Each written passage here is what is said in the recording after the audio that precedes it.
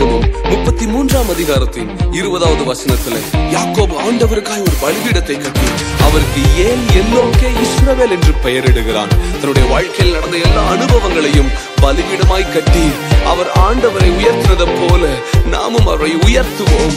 ஏன் எல்லோக்கே என்று சேர்த்து சொல்லுவோமா?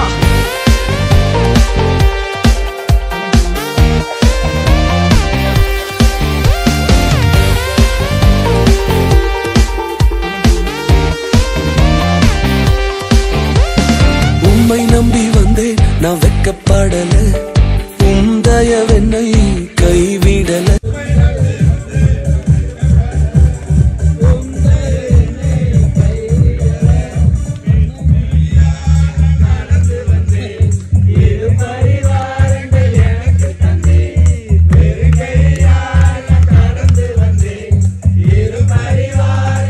பரிவாரங்கள் எனக்கு தந்தீர். எல்லோக்கே எல்லோக்கே எல்லோக்கே உம்மை துதிப்பேன். எல்லோக்கே எல்லோக்கே எல்லோக்கே உம்மை துதிப்பேன்.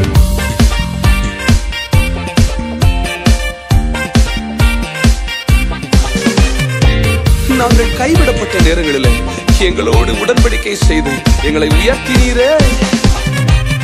காயப்பட்டு நின்றேன், கண்ணீரில் சென்றேன், கலங்கின எனக்காக இறங்கி வந்தீர். காயப்பட்டு நின்றேன், கண்ணீரில் சென்றேன், கலங்கின எனக்காக இறங்கி வந்தீர்.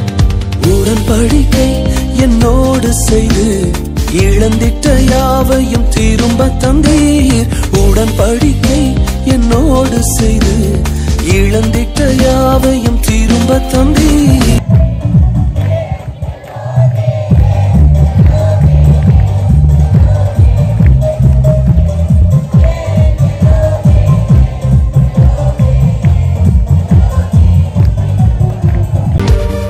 வேண்டினவர்கள் எல்லாம் விடை பெற்ற பொழுதும் எங்களுக்கு வேண்டியதெல்லாம் தந்திருக்கிறீங்களப்பா.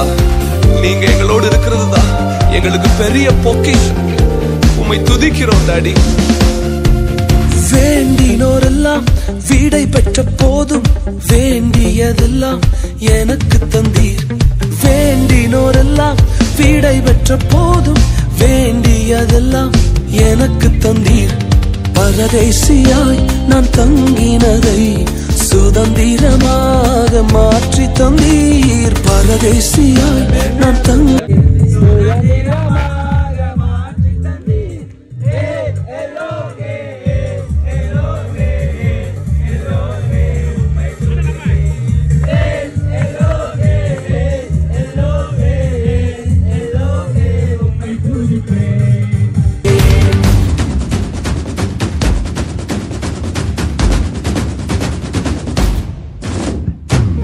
நம்முடைய சொந்த ஜனங்களுக்கு முன்பதாக நம்முடைய அழிவை காண நினைத்த எதிரிகளுக்கு முன்பதாக கர்த்தர் நம்முடைய தலைகளை உயர்த்தி வைத்திருப்பது உண்மை என்று சொல்லுகிறவர்கள் என்னோடு சேர்ந்து அவரை பாடி துதிப்பீர்களா?